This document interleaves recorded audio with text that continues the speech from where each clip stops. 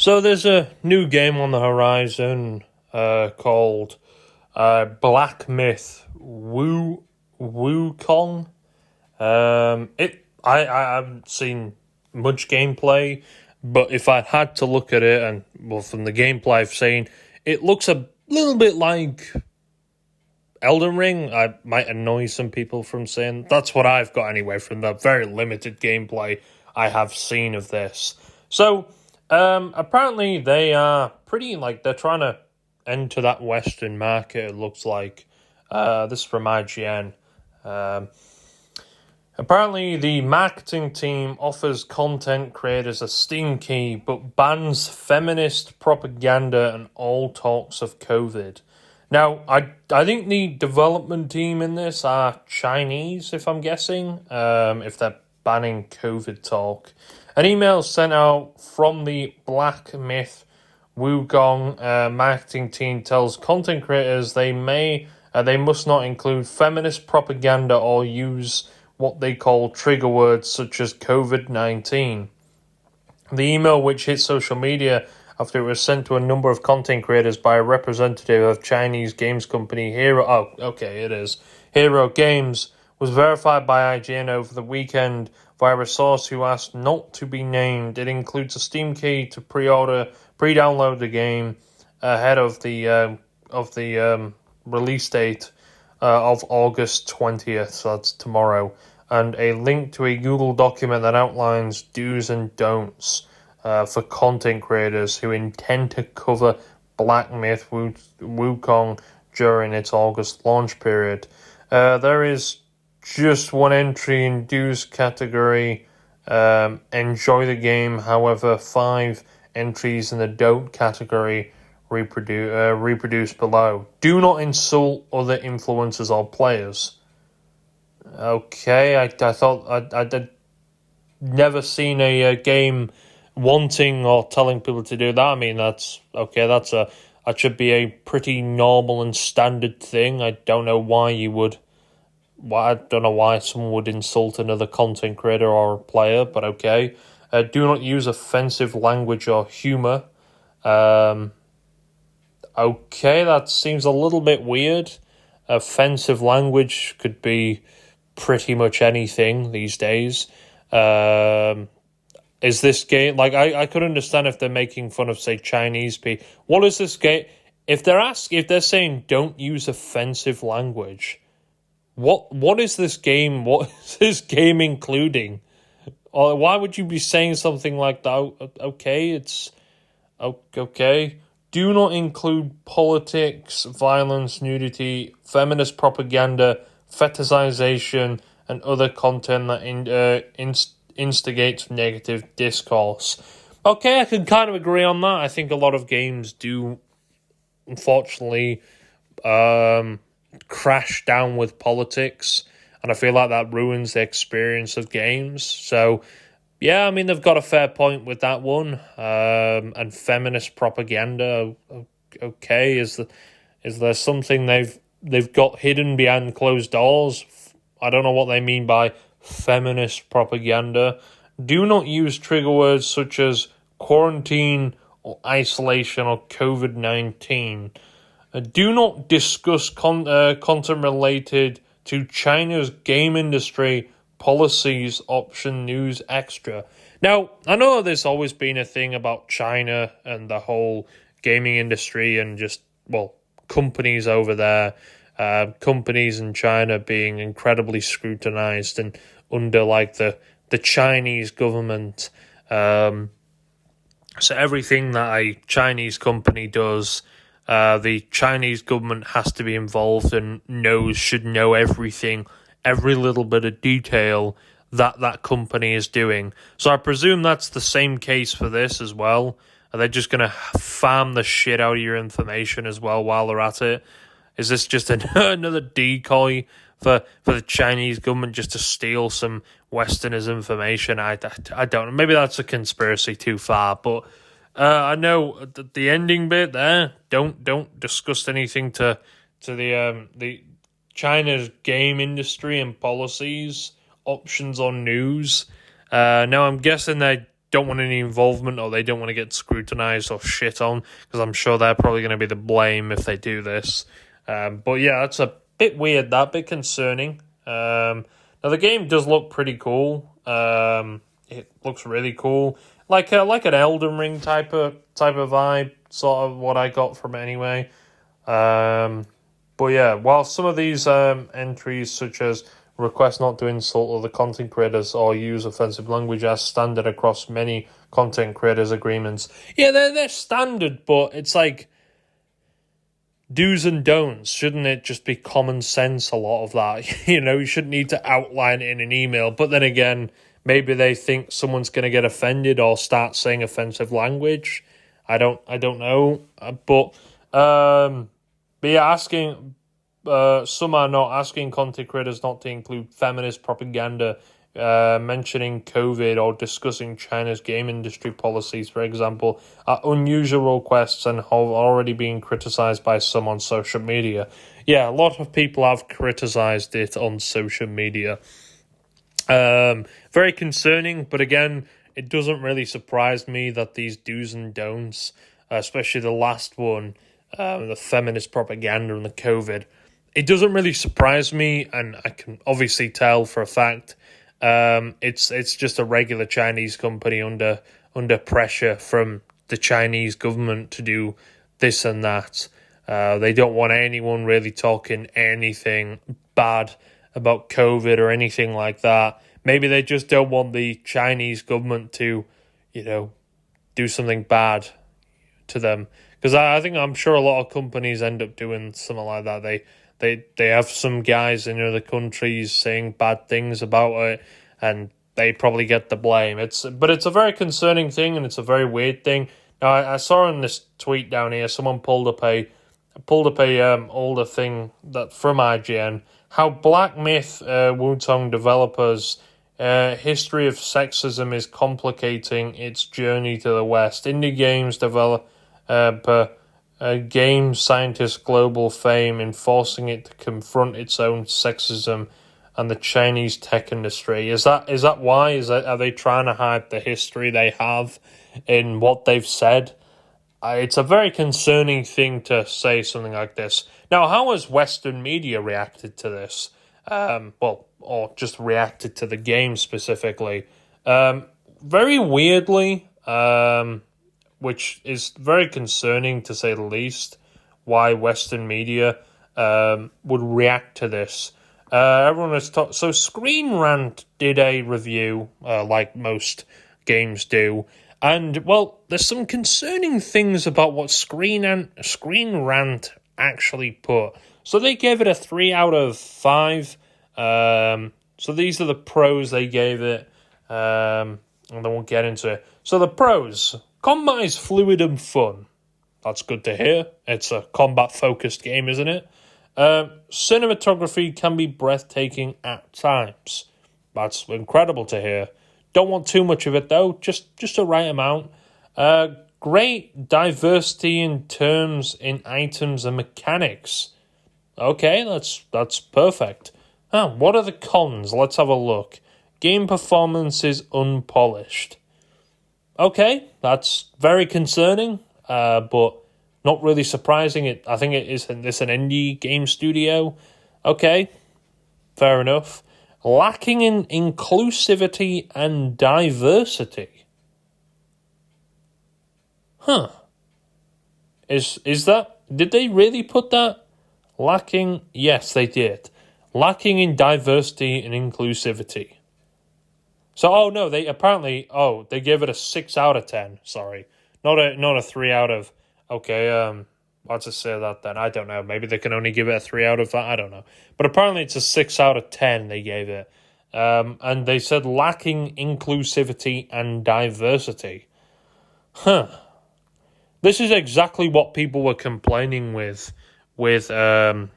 Assassin's Creed Shadows. They were... I know that caused a bunch of problems. Having a black samurai in Assassin's Creed Shadows caused a hell of a lot of controversy. And it lasted quite a while. A bunch of Chinese people just weren't happy with how it was represented. They wanted a game sort of represented about them. Not every Japanese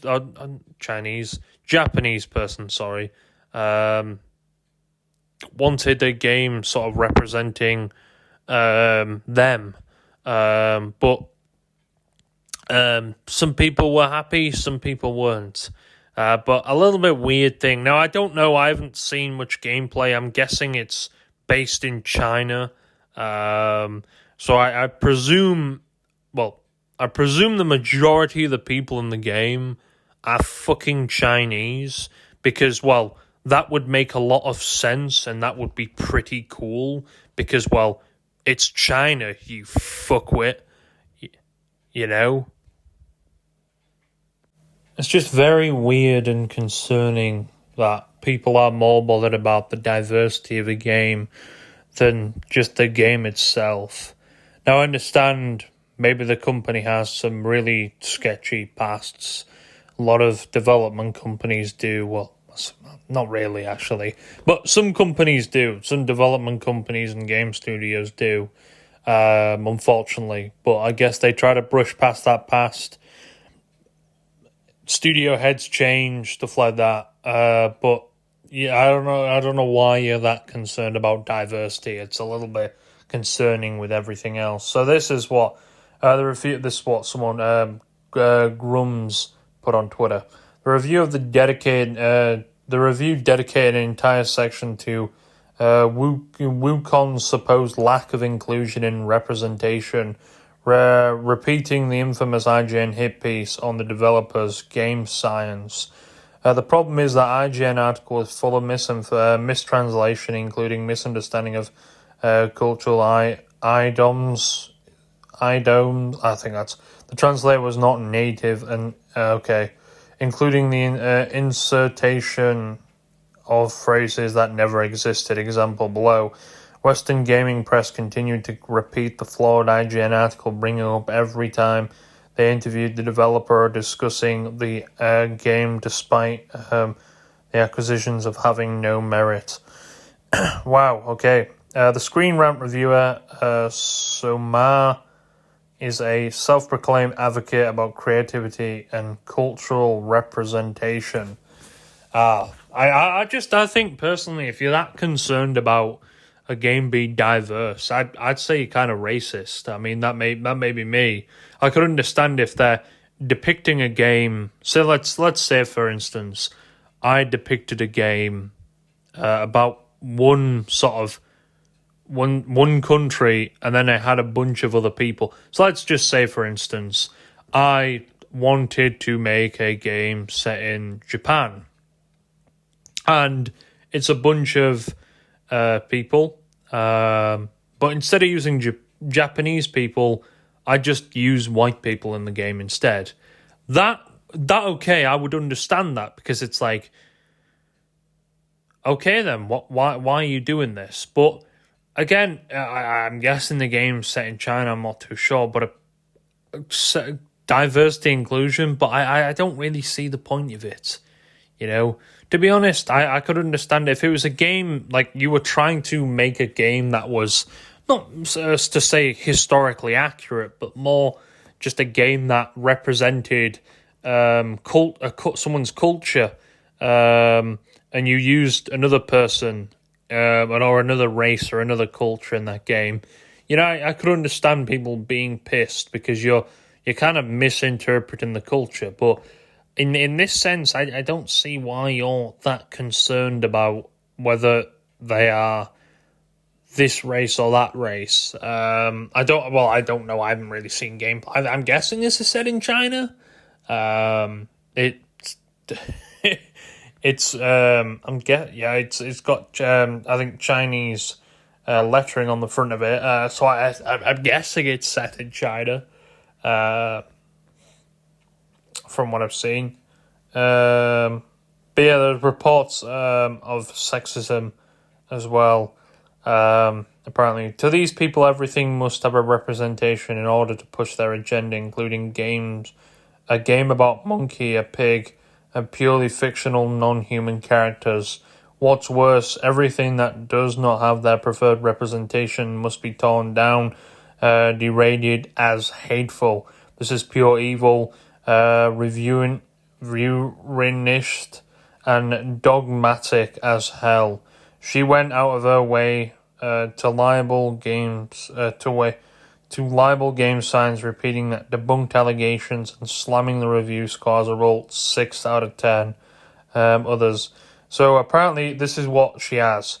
Samir is a senior game guide writer for Screen Rant with a classic degree from King's College London. Samir has combined her passion for art, fantasy, and gaming with her flair for writing storytelling. She is passionate about creativity and cultural representation within entertainment media and enjoys writing about games that value diversity and inclusivity. So, if I make a game, let's just say in Japan again, I've got to include every single race just to please you, even though it's a game set in Japan. You know, I don't understand this whole diversity thing. It's like, wasn't that Sweet Baby Inc. or whatever it is? Is it Sweet Baby Inc.? I think that caused a lot of controversy a few months back with people. But apparently they were like some sort of thing that would attach onto games and pretty much make sure they're not like breaking any sort of rules and stuff like this. Pretty much pushing a sort of, I don't want to say agenda, but they were like anything that they wanted to be inclusive, everything. And every game that they were tied to, these guys put a Steam page of every single game that was tied to Sweet Baby Inc.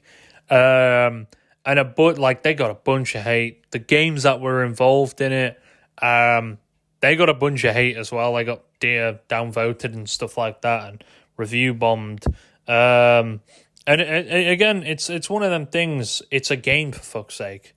You know, if you care that much, I could understand again if it's a historical game and you're basing it off something historical, or you're basing it off a culture or something like that. Say if I, again, making a culture about samurais and I use white people, it's not going to be a great look, is it? It's not the end of the world, no.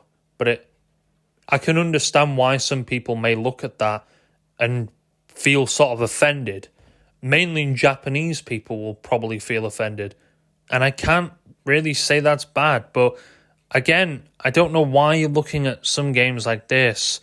Again, that's if they're going off something like historical or something like that, then yes, I could understand culture and stuff like that represents a lot, but it's not the end of the world because they haven't got something that you like. And sort of giving a bad review because it doesn't have something you particularly like. Now, I understand that's kind of what a review is, someone's opinion, but in my opinion, when you're reviewing something, you've kind of got to look at it from an understanding. You got to look at it from the average gamer's point of view. If I was reviewing a game as well, I'd give my opinion, but I'd also give an opinion of what I may think the average gamer will think about a particular game. Because at that point, it gives the reader a little bit more of an understanding. Okay, this is my opinion, but this is an opinion what I may think, or I may ask people around just average gamers. What do they think about this particular game by looking at, a small trailer? What do they think it looks good? Do they think this and that? That's how I would do it. I wouldn't just slap a review like that. I get reviews, a lot of them are opinion-based reviews, but I think stuff like that should be, maybe that's why they said keep your politics out and stuff like that. But yeah, this, again, doesn't really surprise me. It seems to be a common thing now. The Screen Rant Black Myth Wukong situation only gets more hilarious. First, they removed Samir's Abestian's name for her safety. Now her LinkedIn is deleted after it's been found out she worked for a PR film, Splendid Consultancy.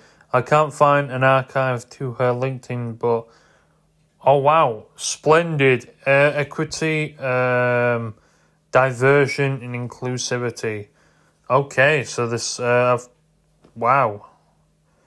After launching her attacks against Wukong, Wukong, I think something like that. Its developers, Game Science. Samir deleted her online presence and screen ran cover for her. Yeah, that's not really surprising, but again, it seems that you're trying to tear down a game. I don't think people really care about a lot of these reviews, in my opinion. I've never looked at a journalist review website. I especially IGN. I know I got the first bit from IGN, but again, I don't know if anything was 100% from them. But in other words, I don't know, man. I just think journalists and stuff tarnish the reputation of a lot of games these days. It's not fair. But then again, I don't really listen to journalists and their opinions as much because chances are they're not really gamers as gamers. I remember, I think was it an IGN journalist? I think they were trying to play Cuphead. I don't try and put it in YouTube. It's quite an embarrassing thing. I think it was an IGN journalist. I don't know, but one of them, and they were really shit at Cuphead. Really shit, and I think they were notorious for shit talking games. But they were incredibly shit at Cuphead, and it kind of embarrassed them. I don't know if they still work in the game journalist industry anymore, but yeah, that really I think demolished their reputation. It embarrassed them, to be honest. But yeah, it's something that I don't really listen to. I think gaming journalists ruin games as a whole because most of their opinions seem to be very similar. It almost feels like they actually don't write it themselves and just have one single person write it. I don't know though. It's a sad thing. I remember when gaming journalists used to be pretty decent, but now they just all seem to be just shit talking things. There's normally a thing anyway with IGN that goes as the following: if the IGN review gives it a bad review, there's people normally like go, "Oh, it's going to be a good game." So if you ever see IGN do a really bad review on a game, it must be good because they've reviewed some games before, and they've gave them surprising reviews. They've gave them surprisingly high reviews. That's whether they were getting paid or not, or they didn't want to ruin the chances of them ever getting a free copy of that game from that particular developer. I don't know, but they have reviewed some quite weird games very high, which has caused some controversy with IGN. But Screen Rant, I'm not 100% too sure with Screen Rant. But again, it's a real shame. They're trying to tarnish the developer's reputation on this one. Big shame.